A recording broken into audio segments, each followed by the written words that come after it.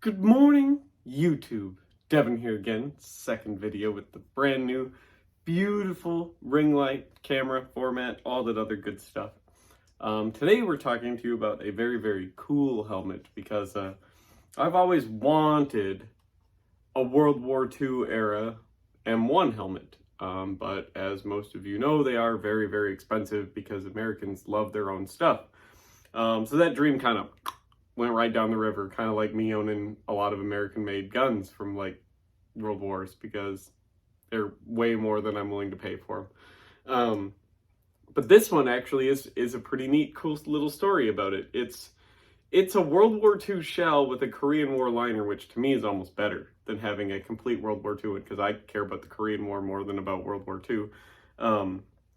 But this one as a neat history. So I bought this helmet and liner set from somebody, okay, and had it sent off to be restored. And I had it restored exactly the way that it was when I found it, just with newer stuff because it was pretty beat up. It had some rust on it. It had a lot of the paint was missing. The liner was in real rough shape. But Jay Murray did pretty good at repairing this in Wisconsin there. So shout out to him. If you're looking for awesome World War II restored helmets or original M1 parts or just M1 restoration parts, do it yourself, he's a great guy for that. So what we have here is a World War II front seam helmet with swivel bales made in late World War II probably. It had the OD number 7 chin strap rather than the OD number 3 chin strap, which came out in 1943. So this helmet was made at a really small point in its life. Like there was only a little bit of an overlap where they were using the brass, the OD number 7. So the chin strap has the brass hardware, the black and brass hardware. The OD number 7 chin strap on a front seam helmet. That's a pretty small period where all those things could line up to be on this helmet. And I had this made just like how it originally was. And then it has a Korean War era liner in it, which is what I got in it. The cool Korean War era unpainted M1 helmet liners, which we'll take a closer look at when we flip this helmet around. And I had him restore that all, replace the parts that were missing, like all this stuff here in the back was missing, the nape strap and everything was missing. It was obviously missing the sweatband. It was missing, one of these triangles had torn through, one of the suspension arches had torn through and stuff like that. It was obviously missing its, well, not entirely missing, but this was so dry rotted and cracked and disgusting, the liner chin strap that but he did an amazing job on this, fixed it up, brought it back to everything I could possibly hope for. So I said I wanted it to look like what it was, which was probably a World War II helmet that was recycled for the Korean War. So it was given a new liner and everything like that. So this is what I got, and I could not be more impressed with his work on this because it's a World War II era shell with the World War II chin strap and the World War II paint, but it has the Korean War liner in it, which I'm super stoked about. It worked pretty real, and it's going to end up on the mannequin when I put it back together eventually with all my Korean War stuff,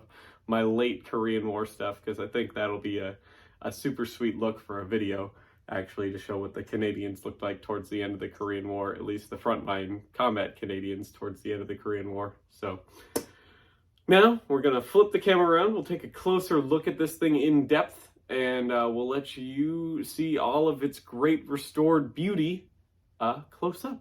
So stay tuned. Alrighty, so here we are now with the helmet disassembled. As you can see here, the paint is probably showing up in better color than normal. It might be a little whitewashed towards the front here just because of how bright the ring light is. But you can see it's done very well. It has the nice cork texturing because later M1 helmets would switch to sand texturing, obviously. I have an example of that. Here is what a sand textured one would look like. As you can see, they switched to this kind of greener paint, and this is an original kind of late 70s Vietnam era paratrooper helmet. You can see they went to a lighter texture kind of smaller chunks in it because it's sand now rather than cork pieces. So that's a great way to distinguish an M1 helmet from an early one to a later one. The World War II ones will all have this kind of darker paint, and then you would start to see kind of in the 50s and 60s and definitely 70s and 80s switching to this kind of lighter green paint with the sand in it. So this M1 shell, like I said, is a kind of weird transition period. It's a front seam swivel bale helmet with an OD number 7 chin strap and the blackened brass hardware, which is pretty hard to find. There was only a couple companies that made helmet shells that had all of these materials at the time to overlap to be able to make this helmet. I don't know who specifically made this shell, but it was very late 44 made probably. And then the liner obviously is a Korean War liner. You can see it is a bare fiberglass liner. This is something that would have been pretty common during the Korean War, to see liners that were made and then not painted for some reason. But you can see that it does have its very nice resin, the nice fiberglass, you know, the pattern on it and everything. You can see all the beautiful colors, because I think the liner, the unpainted liners actually look the best. I think they look the nicest. I think it's cool to see all of the fiberglass and the shininess of the resin and everything like that. And of course it has your little hole for your like insignia and everything like that. You can see some of the rivets have definitely been replaced. This one's brass, obviously, that holds in the chin strap. You can see the liner. The liner is that single herringbone OD number 7 fabric. It has the green clips, the green A washers, all that other good stuff that you can definitely see to most post-war liners having. I forget who made this one. It's got a 6 on it. That's what it says. It's all it's in it for a crown stamp. It's got a 6 with a line under it. So for those of you who know all the M1 helmet manufacturers and everything, you can tell me who made that, but it's a 6 with a line under it. Oh wait, no, there is a little stamp in there, but it's not like a stamp. It's like printed on there, and it's a W. So it's Westinghouse. This is a Westinghouse liner. Which is pretty cool, actually, because Westinghouse made a lot of the paratrooper liners during World War II, if I'm not mistaken. So kind of like Inland did. But yeah, so this is a Westinghouse liner, and that must be the mold number or something like that, or the inspection number. The 6 is with the line under it as a stamp. But like, it's probably very, very hard to see, but there's a little W that's painted on there in a circle in black ink. And then there's some words under it, but it's hard to tell because of obviously like the resin and everything being over it and how shiny it is and faded it's been with time. But it's a pretty slick helmet, actually. So I'm very impressed that I got it. I got it at pretty cheap. It was about $40 for the set, but it was obviously significantly more to get it restored. But I'm very, very happy with how it turned out, and I'm wondering how you guys think it turned out, because I think it turned out quite well. I think this is a really, really cool combination. This helmet has a really, really cool story. You could tell it's been there and back, at least before I restored it. It had been there and back, and it definitely has an interesting story, being a World War II shell and a Korean War liner, as with how I got it and everything. So now we're going to flip the camera back around, and we're going to do it quite normally. We're going to check out how it fits, how it feels, and everything like that, simulate going prone, all that cool jazz, and then we will conclude the video. Well, I figured I'd give you a little bit history of the M1 helmet, basic general overview history, by no means specific enough, and you can learn more about the M1 helmet from other people on YouTube, or I recommend books or the internet or something. But the M1 helmet was really one of the first and only two-piece design helmets to be successful, which didn't help with, well, it helped spread out the manufacturing quite a lot, which helped ease the bore burden on a lot of factories and everything like that. A lot of people don't know this, but the US government and a lot of governments will do stuff like this, where rather than making everything, fully assembling a helmet in one place, you'll part out pieces and then just have them all assembled in certain places. And it helps ease manufacturing. And by making a two-piece design like that, it also helps by having the liner be a separate piece from the shell, because you don't need to junk the whole helmet if one or the other becomes damaged. But But it does help kind of disperse out the wealth that a war brings into the manufacturing industry in most countries and everything like that, which is really, really neat and important to have, because it helps kind of ease the burden.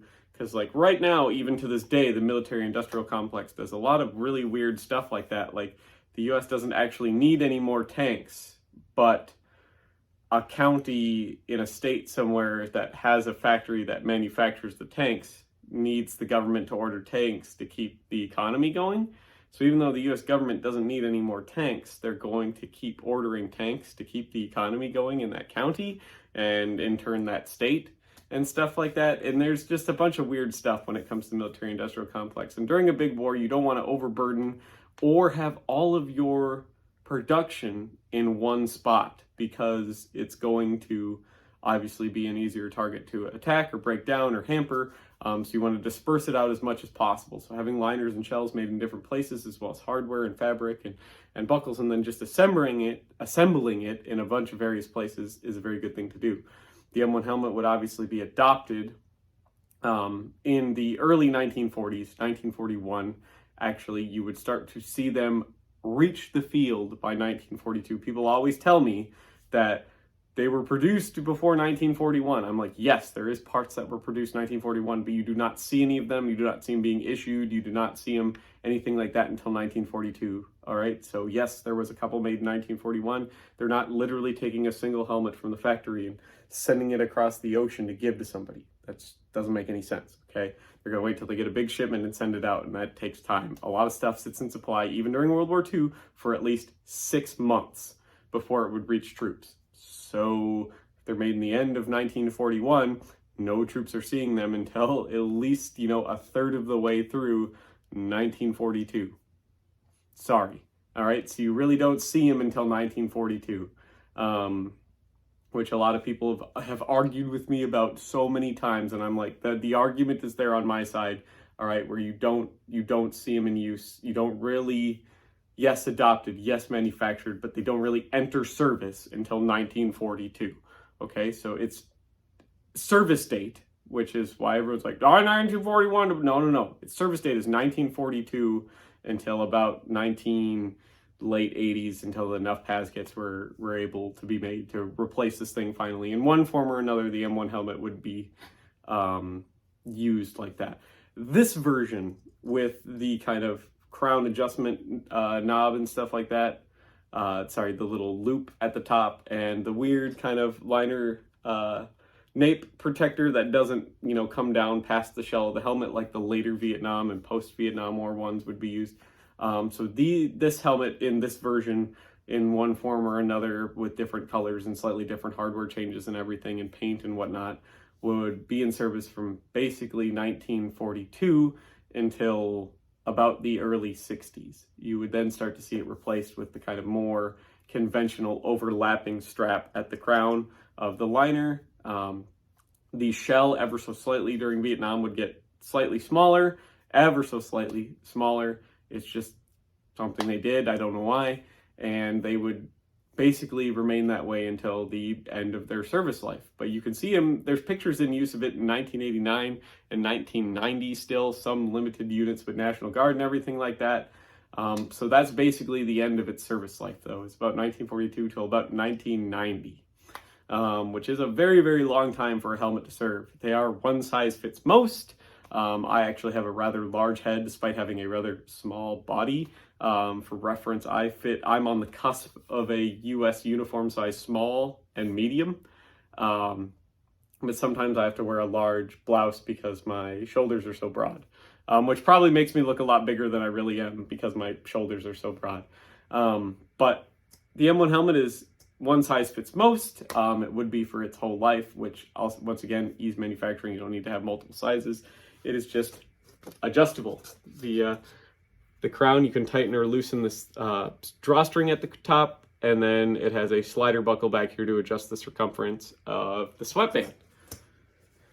All right, now that we got that basic history out of the way, we're going to do the profile test of the helmet. Now, I'm wearing this like how most of the soldiers would wear it. You would not see a lot of them wearing it with the chin strap actually in use, because they had a belief that if you kept your chin strap down and you were on sentry duty, somebody would come back and they would pull on your helmet and it would yank your head back and they'd slice your throat. That's a pretty real possibility. The chances of it happening, pretty slim to none. But soldiers were a very superstitious bunch normally, so this is why they oftentimes wore their chin straps up. Another reason is, in the event of a blast, they thought that your helmet would yank your head off your shoulders if the shockwave was to catch in your helmet because there was no air vents and stuff in it. And theoretically, yes, that could, but the chances of you surviving that explosion that's happening right underneath you, that has enough force to yank your head off your shoulders with just using your helmet to catch a shockwave, it's probably going to almost instantly, like magic, disintegrate you. Like just poof, you're dust and mist in the air now. But once again, soldiers, not usually the most intelligent bunch, but very superstitious. So they would wear their chin straps around the back of their helmet, obviously. You can see that in most of the pictures with the M1 helmet. So this is the M1 helmet from the front profile. As you see, it's quite wide, but in my head, I actually fit it just about perfect. Once again, you want your helmet adjusted to where your fingers at a slight angle, okay? You can go into, you can put your fingers into your ear canals, all right? Otherwise, the shell of your helmet is going to hamper your hearing. And you don't realize it at first because you think, I could hear just fine. But it's actually going to do a lot to help protect your hearing and stuff too. So like I said, I normally like the edge of the shell to come just below the ear canals of my ears. So that way you can still get hearing, but you're still going to have the steel protecting your ear canals and you're hearing from a lot more intense shock waves and stuff like that. So, but you're still going to have your best chance of hearing while protecting your ear canals. That's just how I fit it. You might fit it somewhere else. Some people like to wear their helmet way up here like this. Some people like to have it to where they almost can't see. You know, it's just how it is. But that's how I like to wear mine. It seems to work best, and the science is there behind it. The side profile, as you can see, it's a very, very kind of rounded, bowl-shaped helmet. Kind of how it works. Sphere is very good at deflecting a lot of stuff. That was kind of one of the inspirations for this helmet shape. From the rear here, we're going to now do the test where I simulate going prone. I look up as high as I can. We'll see if the shell interferes with my neck, or if I was wearing body armor or a greatcoat or something here in the winter, if it would try to push the helmet forward and obstruct my vision. You guys know how this works. Yes, it does bite. You can see there, it does bite. You can rock the helmet forward a little bit, all right? And it doesn't bite anywhere near as bad. It still touches. That's more of a fit preference, but how I would like to wear it, it would bite, but it more just lifts it off the back of my head rather than rocks forward and obstructs my vision. And a lot of that is because the liner is separating from the shell when I do that. When I look down, the liner is just kind of sliding out of the shell. So the shell is lifting up, but it's keeping the bill of the helmet from rocking down and obstructing my vision, which is a neat feature. For those of you who don't know that, that's a cool feature because it allows you to keep the fit and the finish of how you like your M1 helmet to sit, but it's going to keep it from obstructing your vision even if the shell does catch on your body armor or on your greatcoat or on your backpack or whatever. So that's kind of a neat feature of having a two-piece design helmet. So here's the left side profile of the helmet, and then we bring it right back around here to the front. So hopefully you guys enjoyed this video. It's not really the most cool or interesting video history-wise, but a lot of you have been telling me for a long time to get an M1 helmet. I'll probably do a comparison video now of a kind of World War II era early style M1 helmet to a later kind of post-Vietnam style M1 helmet, just so you can see the evolution in how the shells changed and how the liners changed and all that other good stuff. So just something cool. If you want to see that, that'd be really neat. I think I got a couple of them here lying around that I could show you some cool different designs here used or tested by America. I won't get into all the Euro clones and stuff like that because that would be a 4-hour long video, as much as some of you guys would like to see that. So, but thank you all for watching. If you think this is worth $1 a month on Patreon, gets you into the Discord. I'm a lot cheaper than a lot of other YouTubers, it's the best way to get a hold of me if you need help identifying something or you have questions you want to ask me or anything like that. $1 gets you a whole month, and you only need to give $1 if you only want 1 month. But a whole year is $12, where most YouTubers are charging $5 a month on Patreon to just be a part of their Discord. So if you think I'm worth that, it would mean the world to me. It goes a long ways to help support the channel.